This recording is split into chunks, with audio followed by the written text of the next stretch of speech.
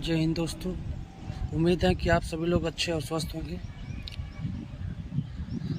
मेरा ये वीडियो बनाने का मकसद है कि उत्तर प्रदेश पुलिस जो भर्ती है 32,679 पद, उसमें आप कैसे सिलेक्शन लें जैसे मैंने लिया था।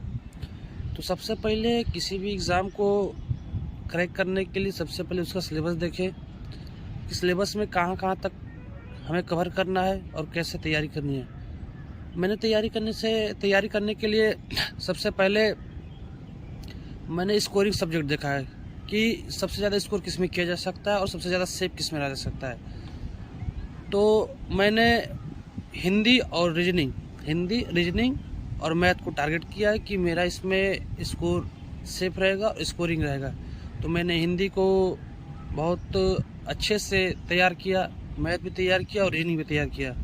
बात रहेगी जीएस में, तो जीएस में जैसे 4 सेक्शन होते हैं करंट अफेयर्स को छोड़कर, जैसे भूगोल हो गया, इतिहास हो गया, संविधान हो गया और साइंस हो गया।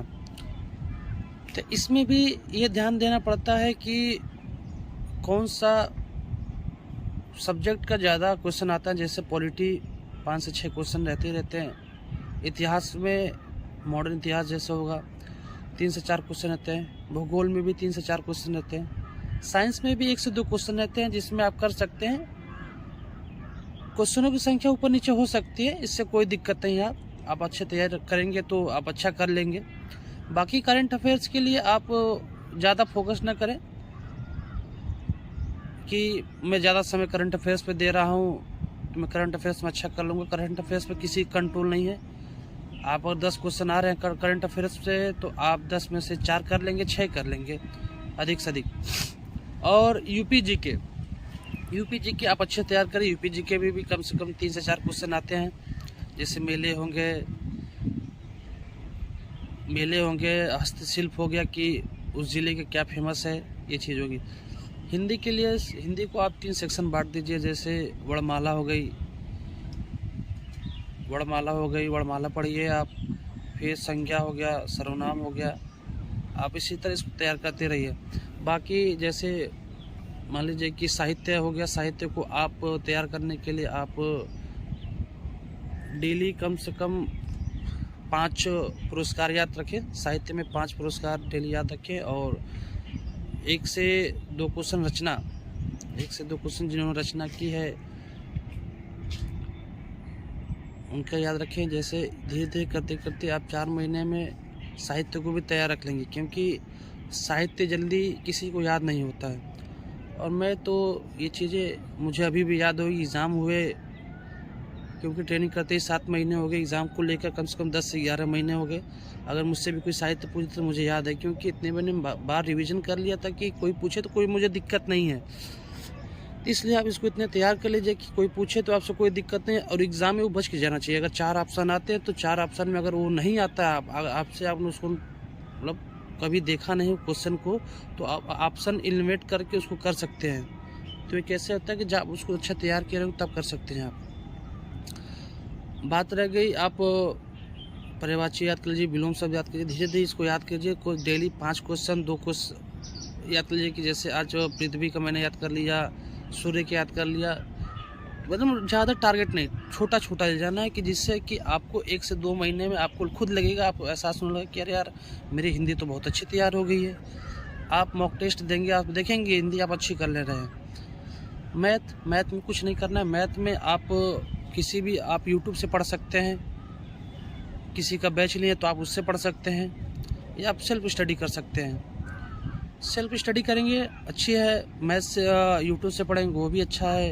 किसी का बैच नहीं वो भी अच्छा है। और उन्होंने जो पढ़ाया है उसी को आप प्रैक्टिस करते रहिए। आप किसी ज़्यादा इधर उधर मत भटकिए। वो जितना दे रहे हैं आप यूट्यूब जितना पढ़ा रहे हैं, 10 क्वेश्चन ही पढ़ाएं, अब 10 क्वेश्चन का इतने बार रिवीजन कर लीजिए कि अगर उसी टाइप का अगर क्वेश्चन आपको कहीं दिख जाए तो आपसे छूटना नहीं चाहिए। रीजनिंग में आप रीजनिंग भी आप यूट्यूब से पढ़ सकते हैं। किसी का आप बैच लें तो बैच से पढ़ सकते हैं और सेल्फ स्टडी कर सकते हैं। और डेली आप मान लीजिए कि हमको 40 क्वेश्चन रीजनिंग लगाना है, मिक्स लगाइए। मिक्स आप तो कोई जैसे आपको कोई आज कोडिंग डिकोडिंग पाए तो कोडिंग डिकोडिंग लगाइए। बाकी आप 40 क्वेश्चन मिक्स लगाइए, जैसे मॉक टेस्ट हो गया, मॉक टेस्ट के कई ऐप हैं, उस पर आप जाइए, उसको आप क्वेश्चन मत लगाइए, उसको सबमिट कर दीजिए। 1-2 क्वेश्चन करके सबमिट कर दिए, आपको स्कोर दिखा देगा। बाकी आप क्वेश्चन को धीरे से देखिए, समय लगाइए उस पर कि क्या इसमें क्या कर सकता हूँ मैं। आप उसको हल कीजिए, उस पर टिक कीजिए, आपको दिखा दे कि आपने सही चॉइस किया कि गलत चॉइस किया है, कि आपको पता चल जाएगा कि नहीं कि मैंने सही किया या गलत किया है, जिससे आपको पता लगेगा कि हाँ धीरे धीरे मैं इस क्षेत्र में भी बहुत अच्छा कर रहा हूँ। तो आप इसी तरह तैयार करते रहिए, आप चारों सेक्शन तैयार करिए, यूपी जीके भी आप आधे घंटे देते रहिए, आप अच्छा तैयार कर लेंगे। और बाकी एग्ज़ाम को लेकर कोई अगर दिक्कत हो, परेशानियाँ हो तो हमें बताइए, हम आपको बताएंगे। आप उम्मीद करता हूँ कि आप जो एग्ज़ाम है जो जून में निर्धारित है 8 से 10 जून के बीच, आप उसमें अच्छा करेंगे और मैं आपका साथ देता रहूँगा। कोई भी कहीं भी आपको दिक्कत हमें बताइए, क्योंकि मैंने भी 22 साल की उम्र में भी नौकरी प्राप्त की है। मैंने कई एग्ज़ाम भी निकाले हैं, जैसे एलपी हो गया, सीआरपीएफ हो गया, एसएससी जीडी हो गया। तो मैंने चॉइस किया कि मैं इसी में जाऊँगा।